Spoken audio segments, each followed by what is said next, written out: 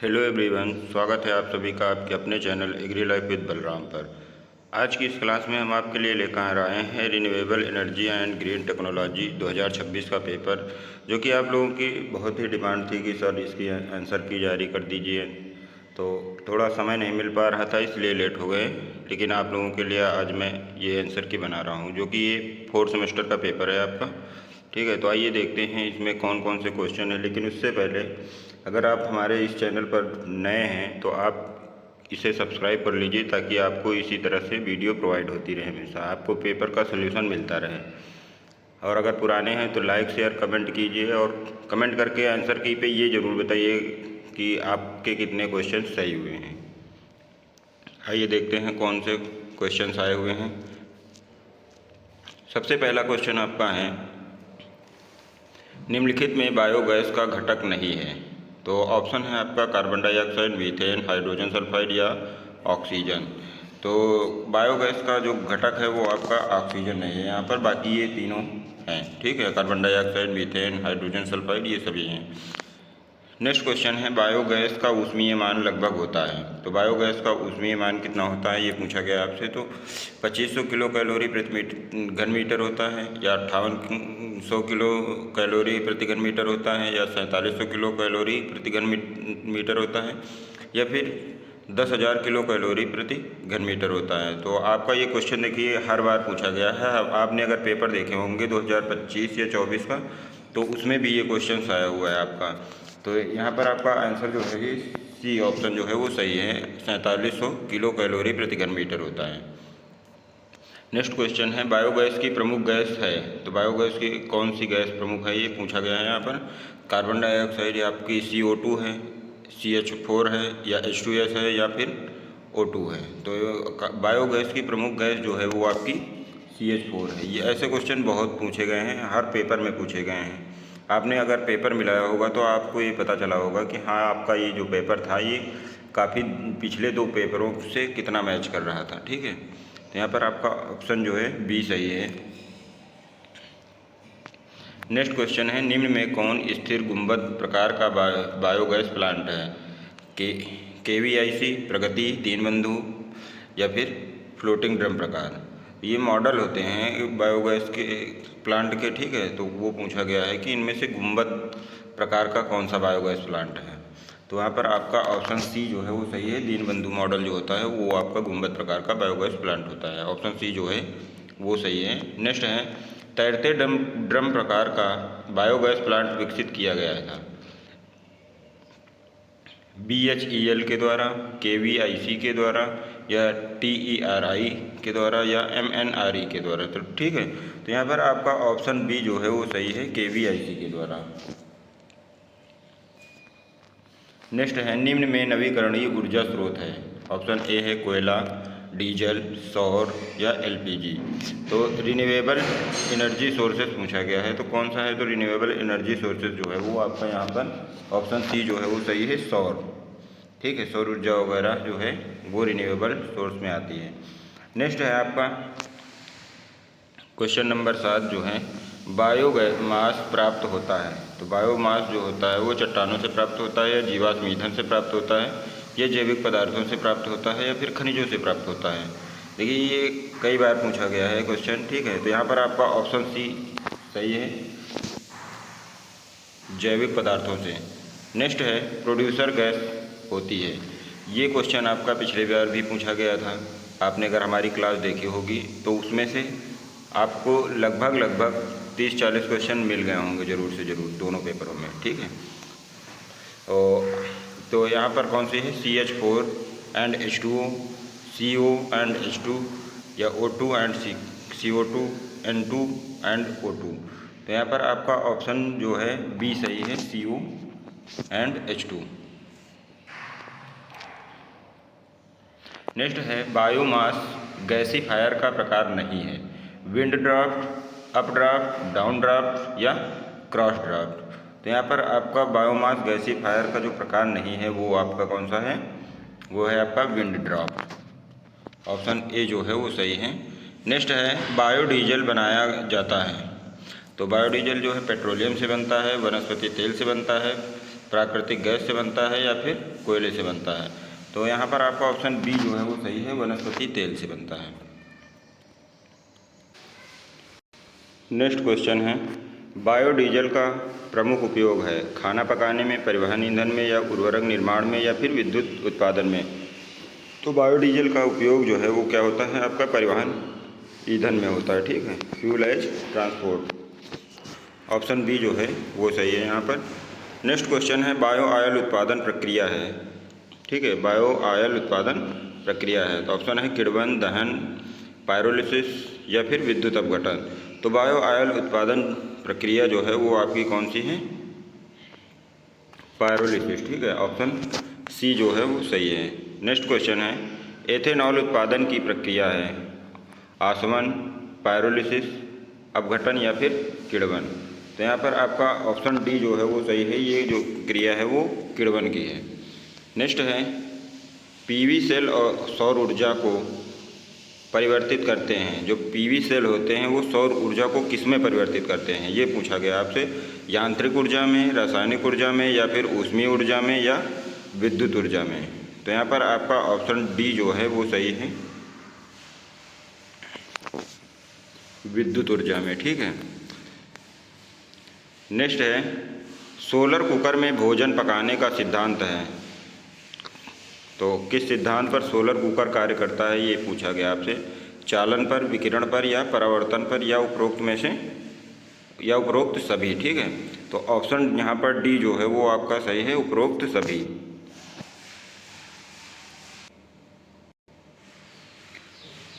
अगला क्वेश्चन है, solar cooker में परावर्तक के रूप में किस सामग्री का उपयोग होता है। एल्यूमिनियम फॉयल का, प्लास्टिक शीट का, लोहे की प्लेट का, या फिर कांच का।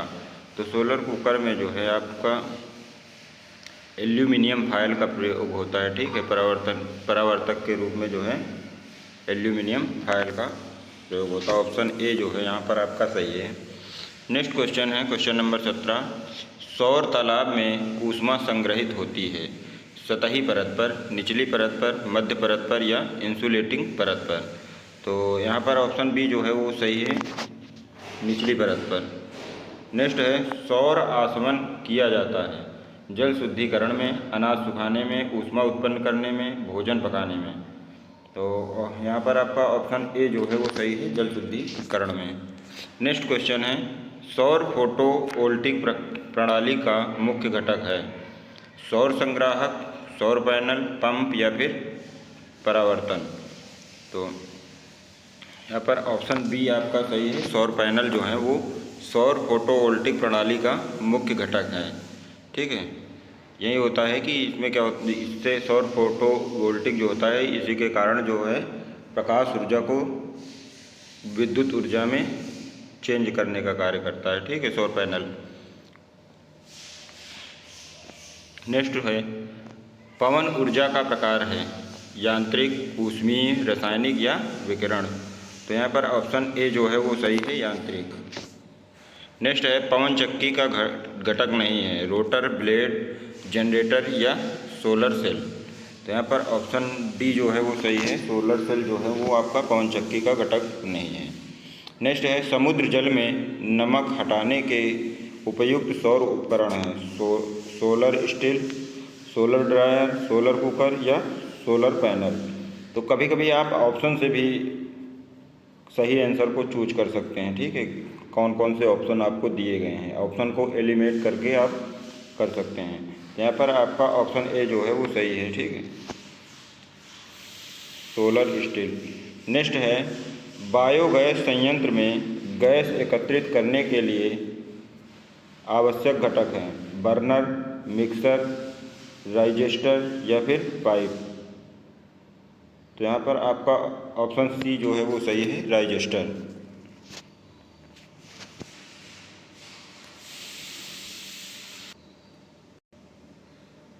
ठीक है, ऑप्शन सी जो है वो सही है यहाँ पर। नेक्स्ट है, बायोडीजल बनाने की प्रक्रिया है किण्वन, आसवन, दहन, या ट्रांसएस्टेरिफिकेशन, ठीक है। तो ये जो है आपका यहाँ पर ऑप्शन डी जो है वो सही है, ट्रांसएस्टेरिफिकेशन।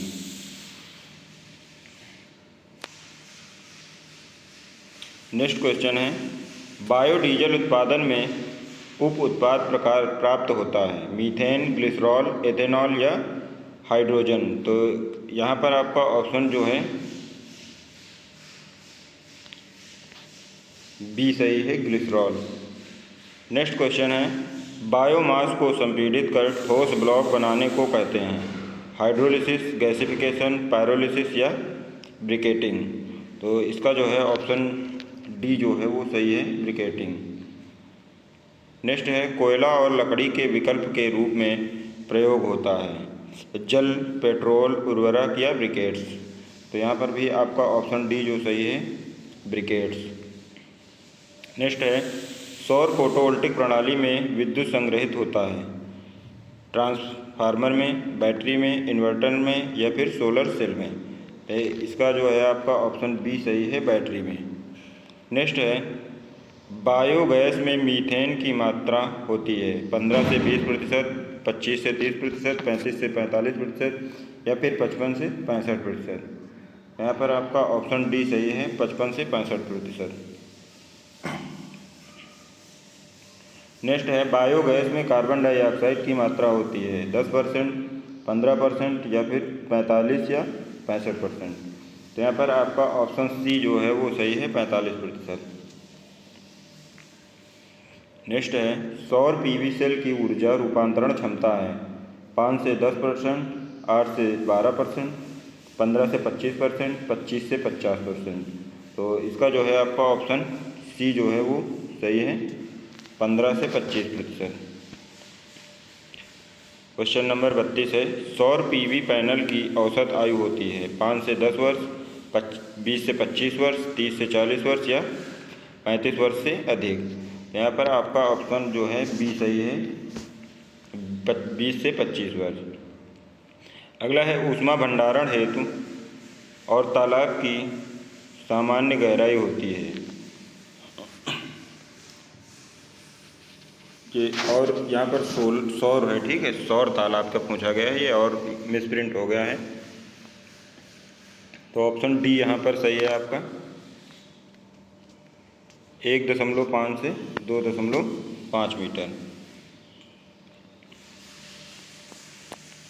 नेक्स्ट है, पवन चक्की चलाने के लिए न्यूनतम पवन गति होनी चाहिए 10 किलोमीटर प्रति घंटा, 5 किलोमीटर प्रति घंटा या 20 किलोमीटर प्रति घंटा या फिर 1 किलोमीटर प्रति घंटा। यहाँ पर ऑप्शन ए आपका सही है, 10 किलोमीटर प्रति घंटा।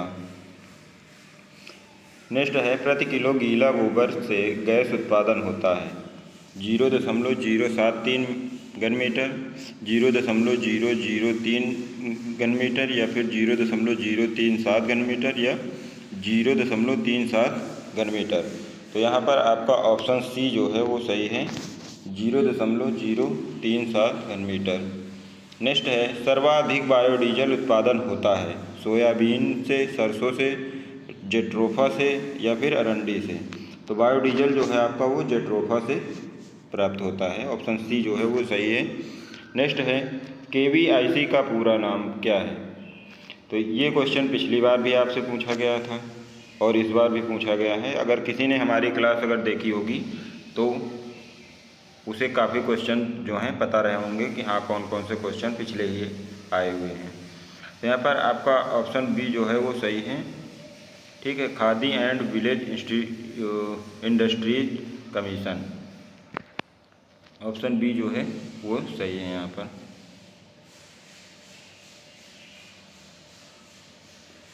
नेक्स्ट है, MNRE का पूर्ण रूप है।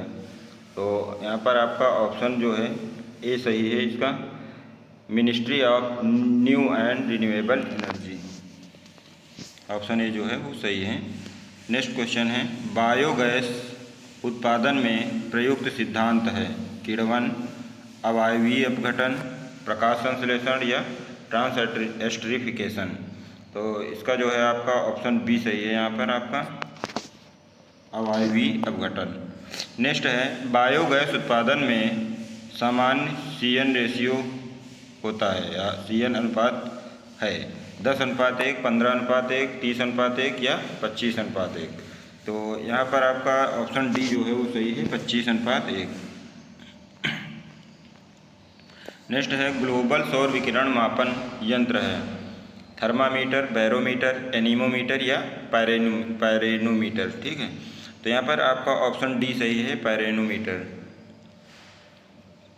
क्वेश्चन नंबर 42 है आपका, सौर स्थिरांक होता है 367 वाट प्रति मीटर स्क्वायर, 1367 वाट प्रति मीटर स्क्वायर, 1763 वाट प्रति मीटर स्क्वायर या 673 वाट प्रति मीटर स्क्वायर। तो इसका जो है आपका ऑप्शन बी सही है, 1367 वाट प्रति मीटर स्क्वायर।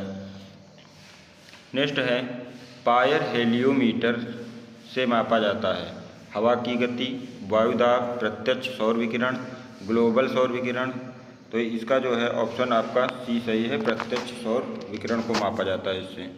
नेक्स्ट है प्रकाश संश्लेषण में उपयोग होने वाला सौर स्पेक्ट्रम को कहते हैं एक्सरे, अवरक्त किरणें, पराबैंगनी किरणें या दृश्य प्रकाश। तो यहाँ पर आपका ऑप्शन डी जो है वो सही है, दृश्य प्रकाश। नेक्स्ट है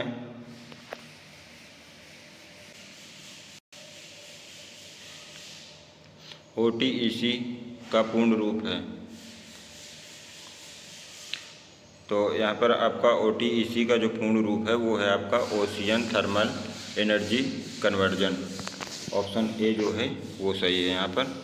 नेक्स्ट है बायोगैस उत्पादन में अवायवीय पाचन के लिए उपर्युक्त pH सीमा है 4 से 5, 6.5 से 7.5, 8 से 9, 8.5 से 9.5। तो उपयुक्त pH पूछा गया है, ये भी क्वेश्चन आपका रिपीटेड है। ठीक है, तो यहाँ पर ऑप्शन बी आपका सही है, 6.5 से 7.5। नेक्स्ट क्वेश्चन है सोलर सेल निर्माण में सर्वाधिक प्रयोग होने वाली सामग्री है एल्यूमिनियम है, गैलियम है, तांबा है या फिर सिलिकॉन है। तो यहाँ पर आपका सिलिकॉन जो है वो सोलर सेल निर्माण में सर्वाधिक यूज होता है, ऑप्शन डी जो है वो सही है। नेक्स्ट है फ्लैट प्लेट कलेक्टर में पारदर्शी आवरण ग्लेजिंग का कार्य है। तो आपका ऑप्शन दे रखा है संरचनात्मक मजबूती प्रदान करने के लिए, हवा संचार बढ़ाने के लिए, अतिरिक्त सूर्य प्रकाश परावर्तन हेतु, सौर विकिरण प्रवेश होने और ऊष्मा हानि कम करने के लिए। इसका भी आपका ऑप्शन डी ही सही है, सौर विकिरण प्रवेश होने और ऊष्मा हानि कम करने के लिए जो है फ्लैट प्लेट कलेक्टर में पारदर्शी आवरण का प्रयोग किया जाता है। नेक्स्ट है अति दीर्घ क्षमता के गैसीफायर की उत्पादन क्षमता होती है 10 किलोवाट, 10 से 50 किलोवाट, 100 से 300 किलोवाट या 300 किलोवाट से अधिक। तो इसका ऑप्शन डी जो है वो आपका सही है, 300 किलोवाट से अधिक। क्वेश्चन नंबर 50 है आपका, किस गैसीफायर में वायु का प्रवाह दहन क्षेत्र के नीचे होता है? ऊर्ध्वाध प्रवाह, अधोवाध प्रवाह, अनुप्रस्थवाद प्रवाह या फिर कोई नहीं। तो यहाँ पर आपका ऑप्शन जो है ए सही है, ऊर्ध्वाध प्रवाह। ठीक है, क्वेश्चन नंबर 50 का ऑप्शन ए जो है वो सही है यहाँ पर।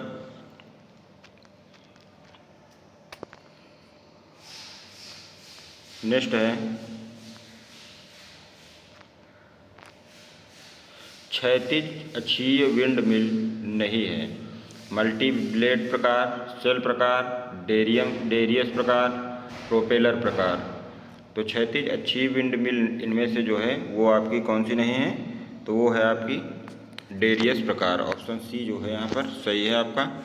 नेक्स्ट है बॉक्स प्रकार के सोलर कुकर की दक्षता निर्भर करती है हवा का वेग, इंसुलेशन की मोटाई पर, ईंधन की गुणवत्ता पर या मिट्टी की नमी पर। तो ऑप्शन बी जो है वो सही है यहाँ पर, इंसुलेशन की मोटाई पर। नेक्स्ट है सौर जल तापक में सेलेक्टिव कोटिंग बढ़ाती है, परावर्तन को बढ़ाती है, अवशोषण और उत्सर्जन में कमी करती है, घनत्व को बढ़ाती है या दाब को बढ़ाती है। तो ऑप्शन बी जो है यहाँ पर आपका सही होगा, अवशोषण और उत्सर्जन में कमी को बढ़ाती है। ठीक है, नेक्स्ट क्वेश्चन है आपका क्वेश्चन नंबर 54, सोलर तालाब के कार्य का सिद्धांत है संवहन, लवणता प्रवणता, केवल विकिरण या फिर परावर्तन। तो यहाँ पर आप ऑप्शन बी जो है वो सही है, लवणता प्रवणता, ऑप्शन बी आपका सही होगा। ठीक है।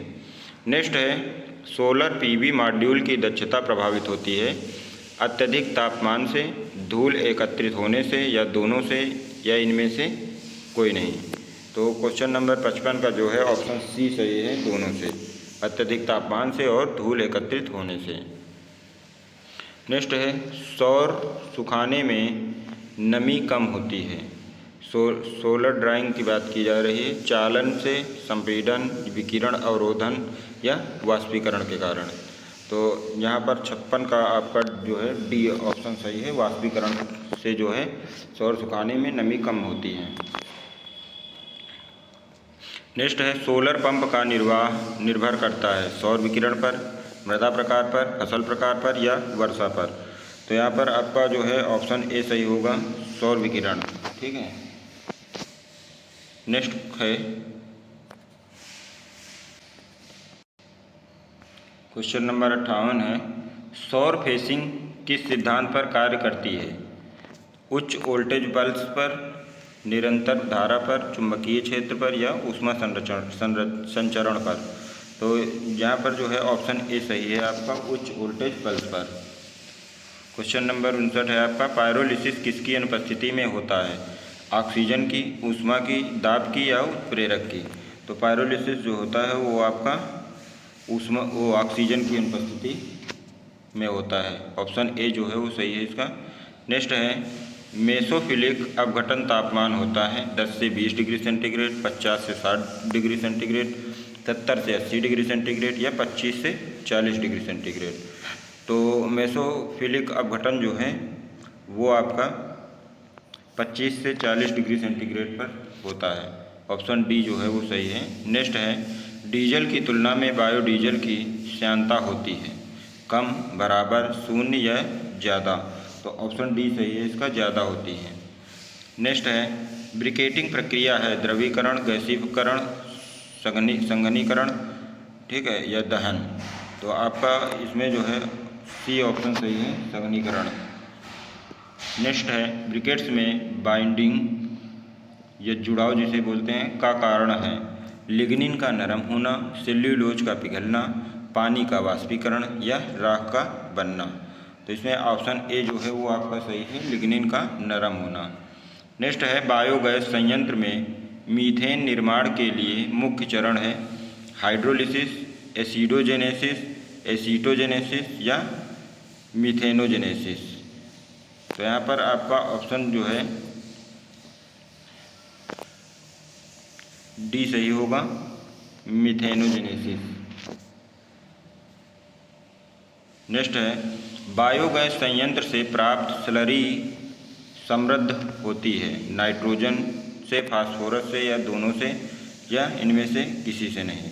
तो यहाँ पर आपका ऑप्शन सी जो है वो सही है। जो बायोगैस संयंत्र से स्लरी प्राप्त होती है वो आपकी नाइट्रोजन और फास्फोरस से समृद्ध होती है, उसमें नाइट्रोजन और फास्फोरस की मात्रा अच्छी पाई जाती है। नेक्स्ट है पेट्रोल में मिलाने के लिए उपयुक्त एल्कोहल है मीथेनॉल, इथेनॉल, प्रोपेनॉल या ब्यूटेनॉल। तो पेट्रोल में मिलाने के लिए जो है कौन सा एल्कोहल, इथेनॉल जो है होता है। तो यहाँ पर आपका ऑप्शन बी सही है। अगला है पवन चक्की में यांत्रिक ऊर्जा को विद्युत ऊर्जा में परिवर्तित करने वाला घटक है रोटर है, गियर बॉक्स है, जनरेटर है या ब्लेड है। तो यहाँ पर आपका ऑप्शन सी सही है, जनरेटर।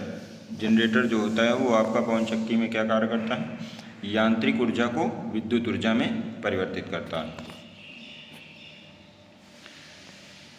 नेक्स्ट है निम्न में से गैर वाणिज्यिक ऊर्जा है, गैर वाणिज्यिक मतलब नॉन कॉमर्शियल एनर्जी पूछा गया है, प्राकृतिक गैस, न्यूक्लियर शक्ति, कोयला या पशु अपशिष्ट। तो यहाँ पर आपका ऑप्शन डी जो है वो सही होगा, पशु अपशिष्ट। नेक्स्ट है कृषि कार्य में लगने वाली अप्रत्यक्ष ऊर्जा है डीजल, खाद, विद्युत या मानव श्रम। तो इसका जो है आपका ऑप्शन बी सही है, खाद।